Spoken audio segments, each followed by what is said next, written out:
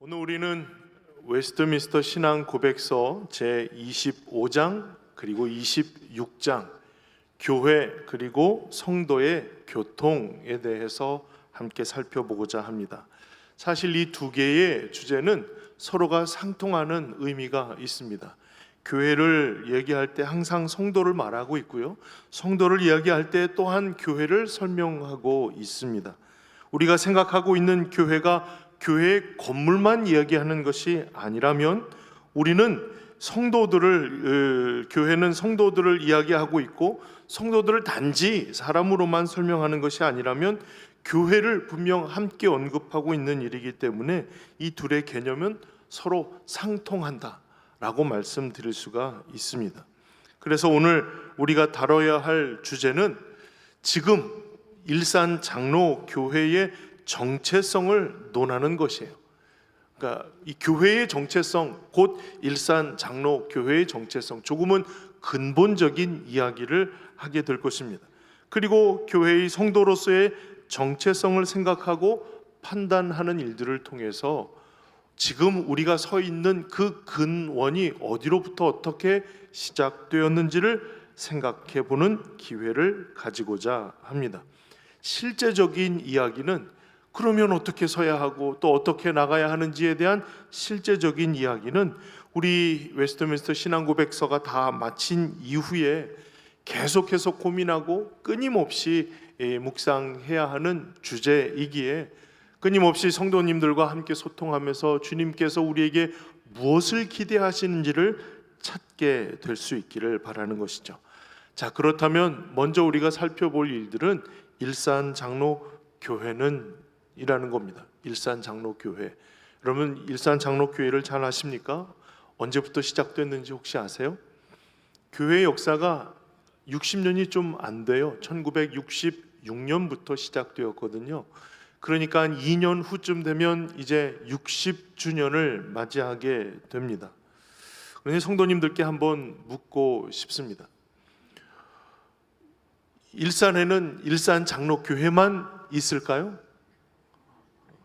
물론 하나마나한 질문에 대해서 기가 차서 대답을 안 하시는 분들도 있으시는데요, 물론 일산 장로교회만 있는 것은 아닙니다. 여러 다양한 교회가 있고 일산교회라는 이름만으로도 꽤 다양한 교회가, 일산 성결교회, 일산 감리교회, 일산 침례교회. 그래서 예전에 우리 교회에서 한번 초청을 했어요. 일산 장로교회로 오십시오, 찍고 오시면 됩니다. 내비를 찍었는데 안 오시는 거예요. 강사님이 어디 계세요? 그러니까 일산교회 도착했는데 여기 아니라고 하는데요 라고 해서 다른 일산교회에 도착하셔서 한참을 헤매셨던 그런 경우들도 있습니다. 같은 이름으로도 다양한 교회가 있고요, 또 다른 이름으로 여러 교회들이 더 많이 존재합니다. 일산에 여러 교회가 존재할 뿐만이 아니라 대한민국 안에 여러 교회가 존재합니다. 대한민국 교회가 존재하는 것이 바로 일산 장로교회처럼 60년, 70년 그 정도 어간에서 다 생겨났을까요? 그렇진 않을 거예요. 그보다 훨씬 이전부터 교회는 있었습니다. 전 세계의 교회의 역사를 따져볼 때 훨씬 더 오랜 기간 동안 교회는 존재해 왔습니다. 그러니까 과거로부터 지금까지, 지금부터 미래에 이르기까지 교회는 여전히 존재하고 있을 겁니다. 그런데 이 교회가 존재하는 것을 일컬어서 하나님 믿는 모든 이들이 모여진 공동체를 통칭해서 부르는 명칭이 있는데요, 그것이 바로 보편적 교회라는 겁니다. 보편적 교회. 이걸 우리가 사도신경으로 암송할 때마다 항상 반복하는 거예요. 성령을 믿사오며 거룩한 공회와, 우리가 믿는 일들을 하나하나 고백하며 나갈 때 우리가 믿는 바에 대해서 거룩한 공회라고 했을 때 그 공회를 보편적 교회라고 설명할 수가 있습니다. 우리가 이것을 믿는다는 거예요. 이 존재를 믿고 이것이 어떻게 존재하게 되는지를, 그 교리의 상황들을 우리가 믿는다라고 하는 분명한 믿음의 고백을 하고 있습니다. 자, 그렇게 따지면 일산 장로교회는 보편적 교회에 속한 교회라고 얘기할 수 있겠어요. 자, 그렇다면 조금 더 생각해 볼 때 일산 장로교회 다니는 모든 사람들이 다 구원받은 사람입니까? 어떻게 생각하세요? 일산 장로교회 다니는 모든 사람들이 다 구원받은 사람입니까? 라고 물어보면 아니, 담임 목사가 마땅히 그렇다고 대답을 할 일이지 왜 그렇게 질문하지? 의아해 하시는 분들도 있을 겁니다. 네, 그렇습니다 라는 대답을 하기 위해 애쓰고 있습니다. 그런데 일산 장로교회 다니는 모든 사람들이 다 구원을 받았는가 하면 그렇지 않을 수도 있는 가능성이 없지 않아 있게 마련이라 그 얘기를 할 수가 있습니다. 이렇게 어렵게 말씀을 드릴 수밖에 없는 일들은 안타깝지만 그럴 가능성이 있다는 거예요. 이 중에는 물론 믿음이 연약할지라도 연약한 믿음을 가지고 교회 출석하시는 분들이 있을 겁니다. 그렇다고 믿음이 없는 것은 아니니 구원과는 상관없어 라고 치부할 일들은 아니죠. 연약하지만 믿음 가지고 조금씩 그 믿음이 성장하며 살아갈 수 있는 그와 같은 가능성이 있는 사람들이겠죠. 그러나 전혀 다른 상황이 있어요. 나는 교회는 모르겠고 예수님 이런 것도 잘 모르겠고 밥이 맛있더라고. 그래서 식사하러 오시는 분들도 있죠. 없을 수도 있겠지만 분명 있을지도 모르겠습니다. 나는 다른 구원에 대해서는 잘 모르겠고 참 사람들이 착하더라고. 사람 만나는 거야. 사람 만나러 가. 여러 다양한 목적이 신앙과 관계없이 이루어지는 가운데 출석하시는 분도 있을 겁니다.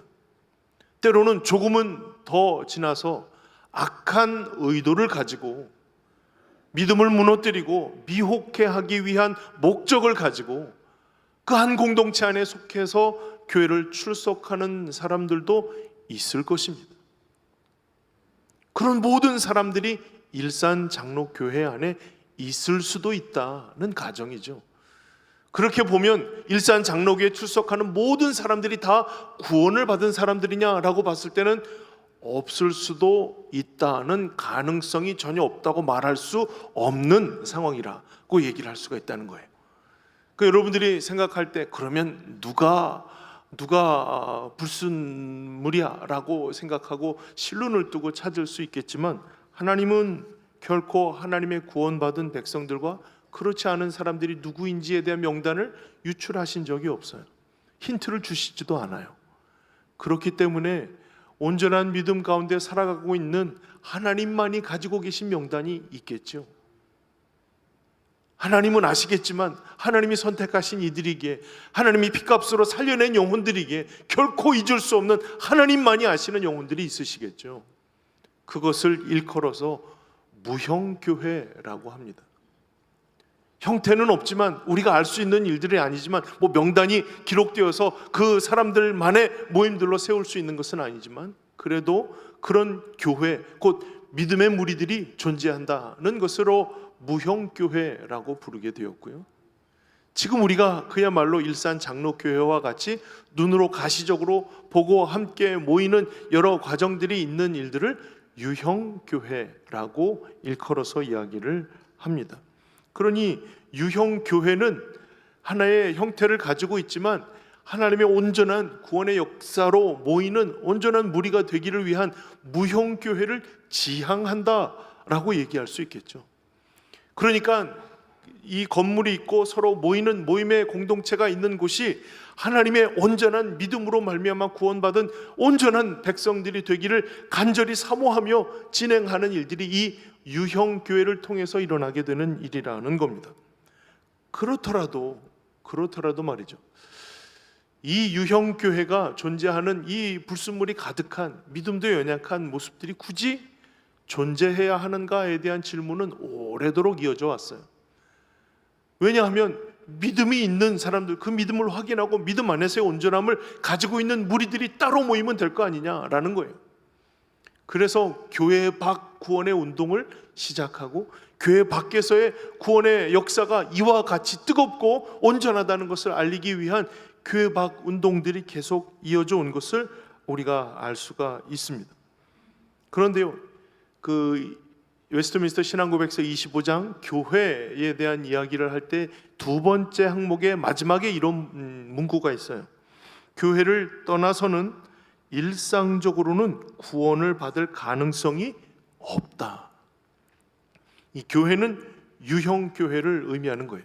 이 유형의 교회를 떠나서는 일상적으로, 통상적으로 구원 얻을 가능성이 없다는 것이 우리의 신앙 고백이에요. 이 불순물들이 많은 유형 교회에 소망이 없다라고 탈교회를 선언하는 수많은 사람들이 있지만, 그래도 하나님께서 이 교회를 유지하시는, 교회를 세우신 이유는 이곳을 통해서 구원을 이루고자 하시는 하나님의 뜻이 있기 때문이라는 거예요. 그러니 일산 장로교회가 존재해야 하는 이유, 여기에서 구원을 얻는 주님의 백성들, 복음으로 주님의 귀한 은혜가 임하였음을 확인하는 이들이 있는 일들을 계속 이어가야 한다는 것이죠. 그 일들을 위해서 교회 밖에서는 일상적인 구원이 이루어질 수 없다는 말은 반대로 조금 가능성을 두고 이야기하면 일상적이지 않는 구원이 있을 수도 있다는 거잖아요. 특별한, 하나님께서 그들만을 향하신 특별한 부르심이 있어서 그들을 불러 세우실 수 있는 기회들이 있을 수 있다는 이야기예요. 그러니까 그렇지 않은 일상적인 상황, 통상적인 상황에서는 교회 밖에 구원은 없다는 것이 신앙의 고백이에요. 그러니 교회는 존재하게 된 이유에 합당하도록 그 구원의 일들을 가르치고 구원의 역사가 무엇인지를 분명히 가르치는 일들을 계속 이어가야겠죠. 그래서 유형인 일산 장로교회가 무형인 구원 얻는 이들에게 구원받은 복음의 증인으로 서고, 그를 통해서 당신이 이 무형교회의 한 사람임을 볼 수 있게 하는 것, 이것이 중요한 일산 장로교회 존재의 이유가 되는 거예요. 왜 일산 장로교회가 있어야 되느냐? 굳이 일산 장로교회가 있어야 할 이유가 뭐냐? 유형교회가 무형교회를 드러내는 일을 해야 하고, 거기에 당신이 그 한 사람입니다 라는 것을 확신시켜주고 거기에 대한 분명한 확신을 주기 위한 이유로 일산 장로교회가 있어야 한다는 것입니다. 이게 그냥 자의적으로 해석한 것은 아니에요. 개혁자 칼빈 선생님의 말씀입니다. 유형교회의 임무는 무형교회를 볼 수 있게 하는 것이다. 그러니 구원 얻은 하나님 명단에 있는 이들에 대하여 우리가 우리의 믿음으로 구원을 얻은 귀한 주님의 사람들이 이것이 그것입니다 라고 드러내주는, 밝혀주는 역할들을 이 유형교회가 해야 한다라고 하는 거예요. 그러니까 그런 일들이 우리 가운데 있어야 이 교회의 존재의 이유가 분명해지는 겁니다. 그렇다면요, 여러분, 이 자리에서는, 이 강단에서는 날마다 하나님께서 우리를 구원하신 복음의 이야기가 선포되어야 하는 것이죠. 그리고 그 복음을 듣고 의지하며 내 삶을 새롭게 하기를 결단하는 성도들이 각자의 위치에서, 또 삶의 현장에서, 또 이 예배의 현장에서 하나님이 주신 귀한 마음들을 안고 우리를 구원하시는 구원의 특별한 은혜와 감격이 우리 가운데 있음을 확인하는 일들이 계속 반복되어야 할 것입니다. 이것이 교회를 세우시고 우리에게 일산 장로교회를 세우신 이유입니다. 그 목적에 합당하도록 우리는 충분히 그 무형교회를 지향하며 서야 하는 것이죠. 그런데 질문, 무형교회는 그럼 어떻게 할 수 있습니까?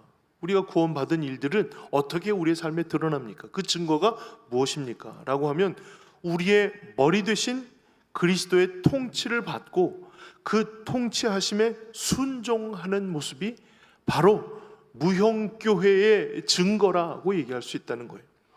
여러분 생각해 보세요. 내 머리 되신 예수 그리스도께서 나를 다스리고 있고 나를 다스리시는 그 다스림에 순종함으로 우리는 우리의 삶을 이어가게 된다는 거예요.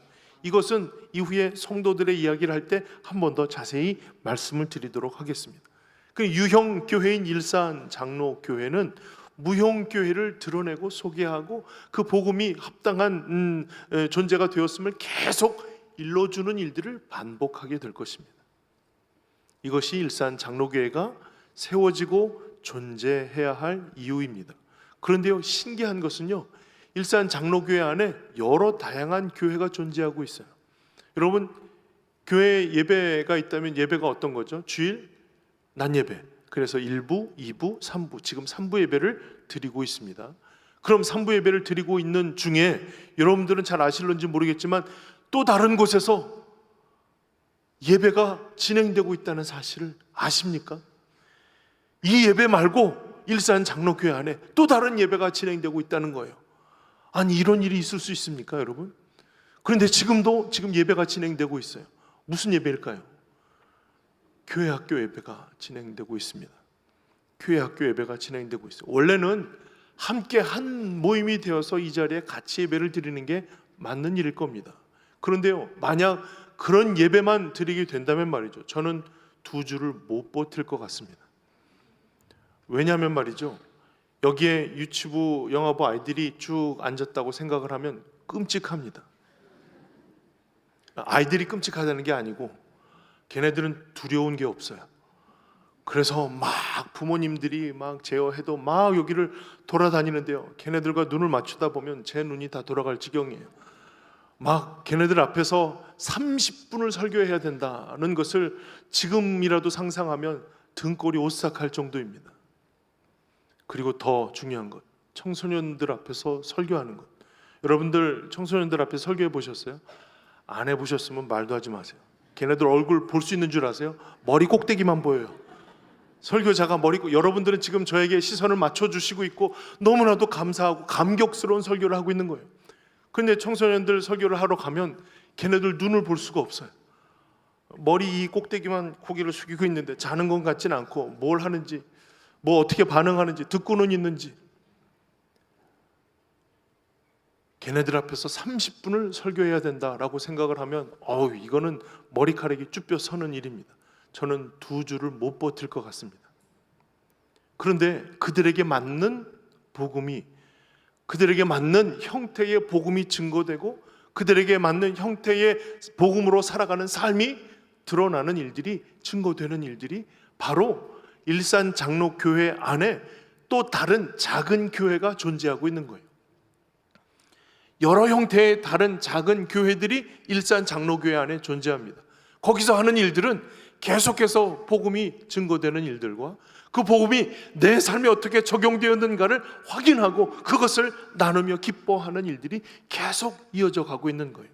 어떤 곳에는 지역적으로, 어떤 곳에는 연령별로, 또 어떤 곳에는 각자의 모든 삶의 현장으로 각자 모여 있는 곳에서 그리스도의 복음이 증거되고 그리스도의 복음이 증거된 그 은혜와 감격을 나누는 일들이 계속 반복되고 이어지고 있다는 것이죠. 그러니 일산 장로교회는 큰 테두리 안에 하나의 교회이지만 그 안에 수많은 교회들이 존재하고 있다는 거예요.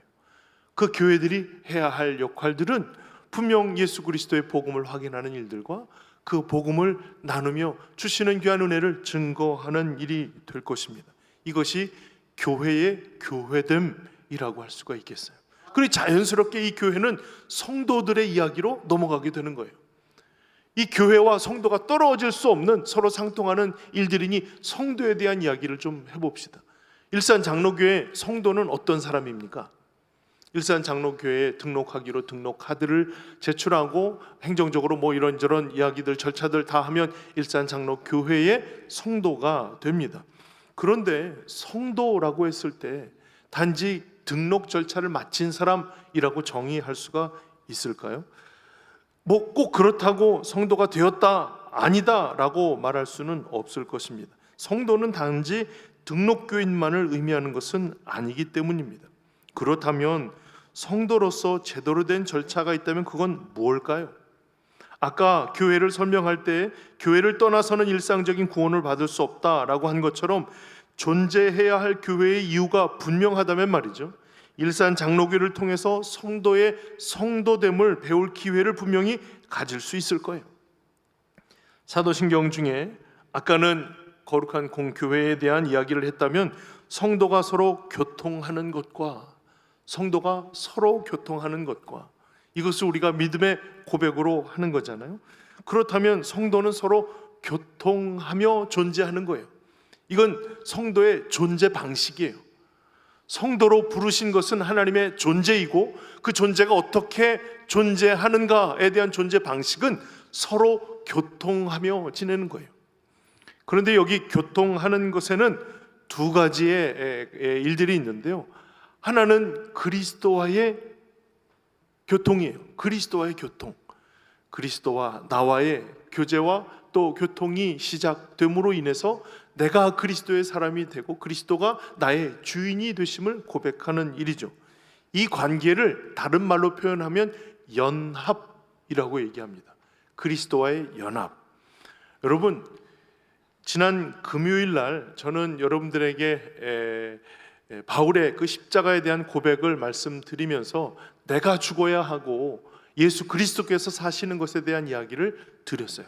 전체 내용 중에 한 부분이니까 전체 내용이 궁금하신 분들은 유튜브에 있는 금요 기도회를 한번 참고해 보시고 말씀을 들어보시면 되겠습니다. 계속해서 듣고자 하시는 분들은 구독과 좋아요를 눌러주시면 감사하겠습니다.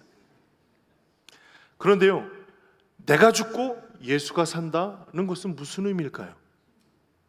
뭐가 죽는 것이고 내가 죽는 것을 어떻게 알 수가 있을까요? 그러면 죽고 나면 과연 사람들은 어떻게 변화될까요? 모든 사람들이 다 천편일률적으로 똑같아질까요? 예수 믿고 내가 죽었다, 예수 그리스도께서 사셨다라는 것을 얘기하려면 모든 사람들이 다 똑같아지는 것을 의미할까요? 내성적인 사람이든 외향적인 사람이든 그 성격이 중간 어디에서 똑같아지는 것을 의미할까요? 좀 감정적으로 동의하는 사람이든 아니면 이 모든 상황을 사려 분별하게 판단하는 사람이든 모두가 다 중간 어디쯤 만나서 똑같아지는 것을 의미할까요? 만약 그렇다면 말이죠, 모든 사람이 똑같아지는 그것을 내가 죽는다라고 표현했다면 말이죠, 복음서가 4권일 이유가 없어요. 복음서는 딱 한 권이면 족합니다. 그리고 바울의 기록과 베드로 전후서의 기록이 다를 이유가 없는 거예요. 이 모든 일의 차이와 또 이 모든 과정들의 차이가 있을 수가 없어요. 문체도 다르고 생각하는 방식도 다르고 모든 것이 다 그대로 살려 있으면서 나는 죽었다라고 표현하는 것은 무엇이 달라졌다는 거예요? 나를 주관하는 주관자가 달라졌다는 거예요.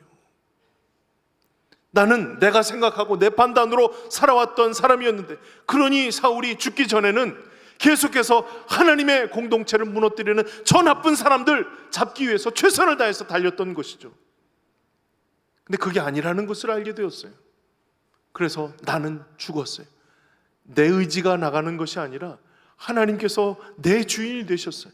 예수 그리스도께서 내 주인이 되셔서 나를 움직이시고 판단하게 하시고 생각하게 하시는 거예요.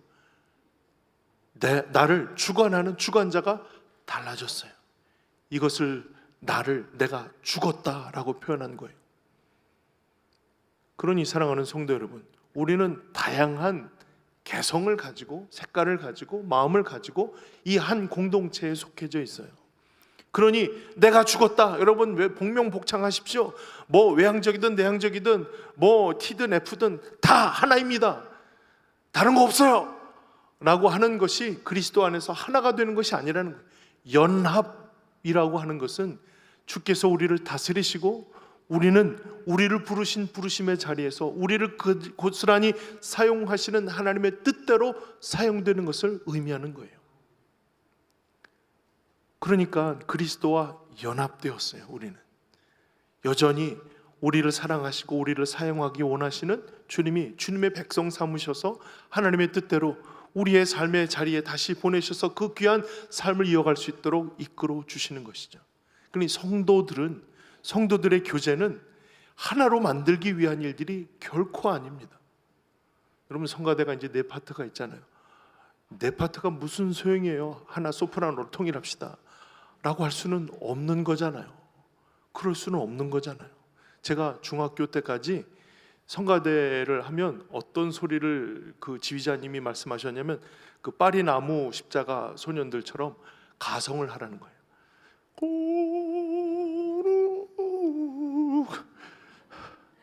근데 중등부 정도 되면요 변성기가 오거든요. 그러니까 그 가성이 깨끗하게 나지 않는 거예요. 아무리 중학교, 초등학교 때부터 훈련을 했다 그래도 변성기가 지나면서 나오는 그 거북한 소리들은 결코 거룩을 얘기할 수 없어요. 하나가 될 수 없어요.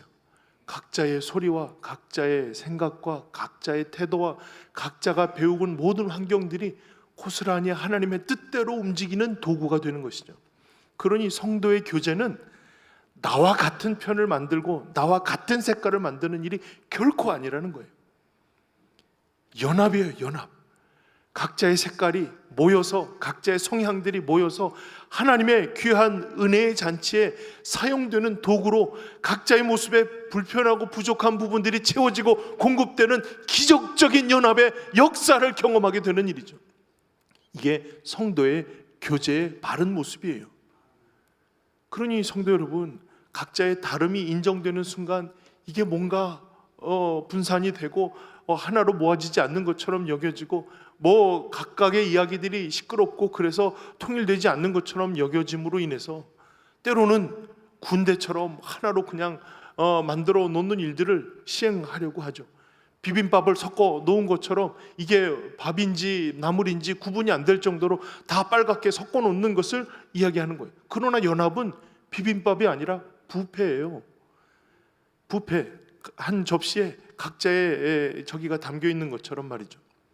물론 입 안으로 들어가면 다 똑같아집니다만은 각자의 존재하는 모습이, 성도의 교제라고 하는 존재하는 모습은 각자의 역할, 각자의 성향, 각자의 생각들을 가지고 모이게 되어 있다는 거예요. 그것을 잘 조화롭게 교회가 그것을 지도하고 인도하는 일들이 바로 교회와 성도들의 역할 속에서 그런 모습으로 존재해야 한다는 거예요.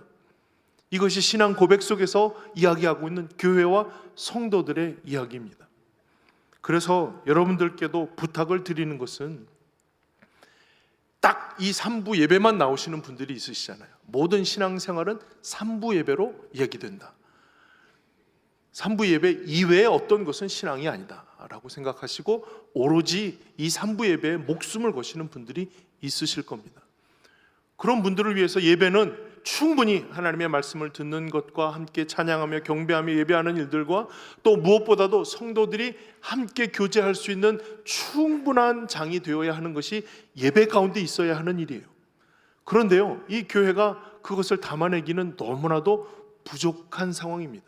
여러분, 그것을 다 담아내는 예배의 시간이라면 한 몇 분 정도 예상하세요? 여러분, 1시간 예배 중에 제가 벌써 반을 잡아먹고 있잖아요. 그러다 보면 충분히 교제하기 위해 필요한 시간들을 따지게 되면 예배 시간은 한 주일날 3부 예배는 불가능합니다. 예배 한 번 딱 드리는 것으로 딱 마무리돼야 아마 알맞은 시간일 겁니다.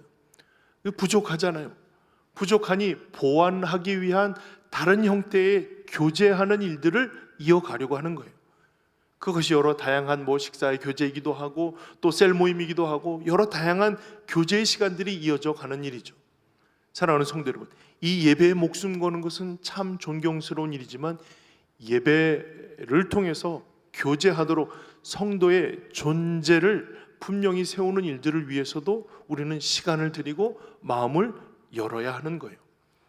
혹여라도 교회를 오래 다녔는데 여전히, 이런 말은 적합한 이야기는 아닙니다, 독고다이로 계속해서 그 자리만 고수하시는 분들이 있으시죠.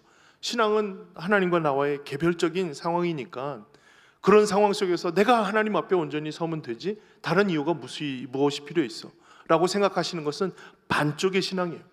성도의 존재는 바로 교제를 통해서 이루어지는 거예요.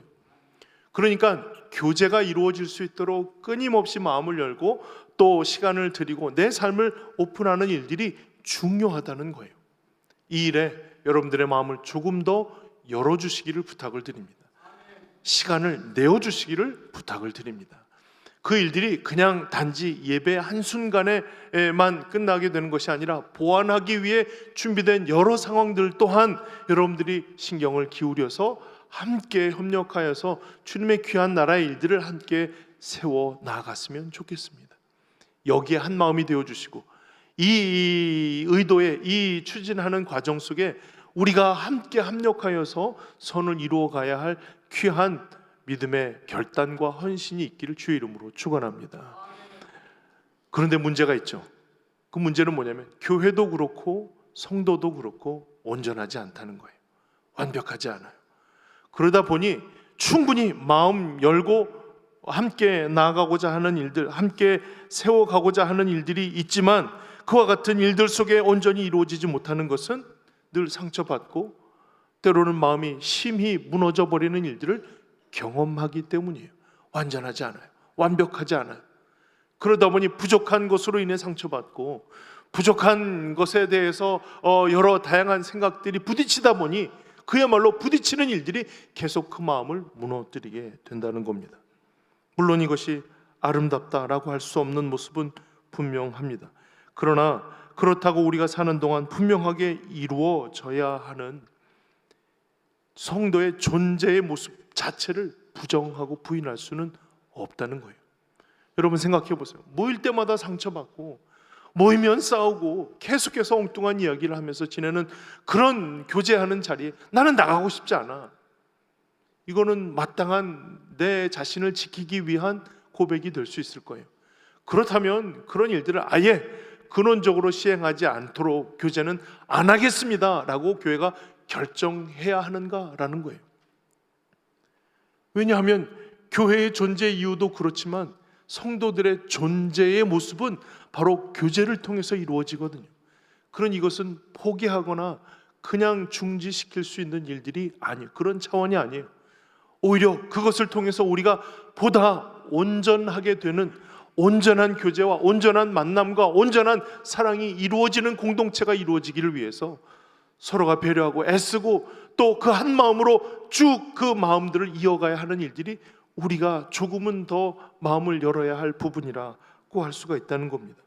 최선을 다해서 바꿔지기를 구하고 바꿔주시기를 구하고 바꿔지는 삶을 주저하지 않을 용기 있는 결단이 필요하다는 거예요. 이를 통해서 교회도 변하고 성도들도 변하는 기적을 경험할 수가 있다는 것입니다. 사랑하는 성도 여러분, 이것을 위해서 우리가 한 마음, 이것을 위한 앞으로 한 걸음 걷기 위해서 한 걸음에 동일한 걸음을 내디딜 수 있는 일산 장로교회가 될 수 있기를 바라고 속한 모든 성도님들이 되기를 부탁을 드립니다. 여기 왜 중요한가 하면 여전히 부족하지만 그래도 이 교제가 계속 이어져야 할 중요한 이유는요, 이것을 통해서 천국을 소망하기 때문이에요.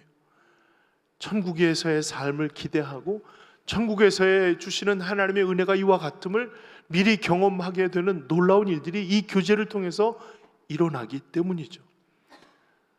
나만의 믿음의 고백 가지고서는 도저히 깨달을 수 없는 귀한 교제를 통한 은혜가 이와 같다는 거예요. 그러니 우리가 멈출 수 없이 지속적으로 이와 같은 일들을 행하려고 할 때에 여러분 부족하고 연약하고 상처받아서 나를 지키기 위해서라기보다는 조금은 더 하나님께서 주시는 도전적인 마음을 가지고 지켜내야 하는 분명한 이유와 확신을 가지고 함께 지켜갈 수 있는 일들을 선택해 주시기를 부탁을 드리고 또 그 귀한 마음이 무너지지 않기를 위해 서로를 배려하는 마음들도 충분히 필요할 것입니다.